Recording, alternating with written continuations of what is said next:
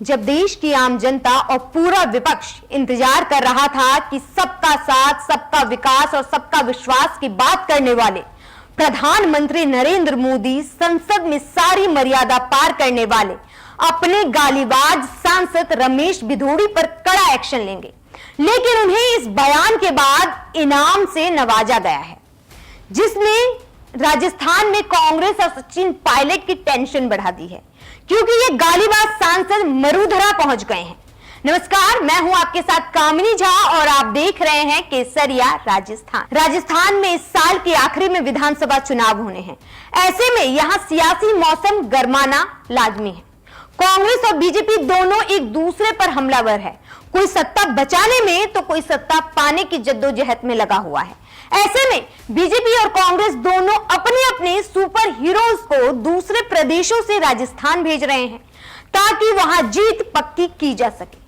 BJP ने ऐसा ही कुछ किया है, लेकिन उसने जीत को पक्की करने के लिए जिसे चुना उसके नाम से ही बीजेपी की मंशा पर सवाल खड़े हो रहे हैं। इसके बाद से विपक्ष मोदी सरकार पर हमलावर है। बसपा सांसद दानिश अली पर संसद में अपमानजनक बयान देकर घिरे रमेश भिदोड़ी को कुछ दिन बाद ही बीजेपी ने बड़ी जिम्मेदारी दी है या फिर शायद इनाम दिया है। राजस्थान विधानसभा चुनाव को लेकर उन्हें सचिन पायलट के गढ़ कहे जाने वाले जिले टोंक में बीजेपी उम्मीदवार को जिताने का टास्क सौंपा गया है। राजस्थान कांग्रेस के पूर्व प्रदेश अध्यक्ष और पूर्व उप मुख्यमंत्री पायलट टोंक से विधायक है और माना जा रहा है कि वो इस बार फिर वहीं से चुनाव लड़ सकते हैं। पायलट गुर्जर समुदाय से आते हैं। कांग्रेस आला कमान के उन्हें मुख्यमंत्री नहीं बनाए जाने से गुर्जर समाज नाराज है, जिसे लुभाने की कोशिश अब बीजेपी रमेश भिदोड़ी के थ्रू करना चाहती है। बीजेपी ने सांसद रमेश भिदोड़ी को दानिश अली को अपमानजनक शब्द और गाली देने के मामले में कारण बताओ नोटिस भी जारी किया हुआ है, लेकिन इसके बाद अब इतनी बड़ी जिम्मेदारी मोदी सरकार की मंशा पर बड़े सवाल खड़े कर रही है। कांग्रेस राज्यसभा सांसद कपिल सिब्बल ने कहा, बीजेपी ने संसद में दिए अपशब्द के बाद सांसद भिदोड़ी को इनाम दिया है। बीजेपी नफरत को पुरस्कृत करती है।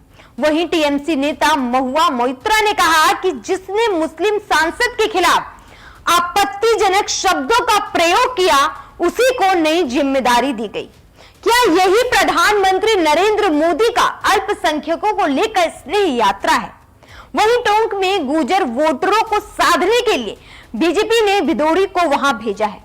टोंक में मुस्लिम जनसंख्या करीब 29% है। ऐसे में सीधे सीधे बीजेपी का फोकस गुर्जर वोटर है, मतलब बीजेपी को मुस्लिम वोटरों की जरूरत नहीं है। वहीं सचिन पायलट टोंक से विधायक है। पिछली बार विधानसभा चुनाव में गुर्जरों ने सचिन पायलट को मुख्यमंत्री का चेहरा मानते हुए कांग्रेस को वोट दिया था।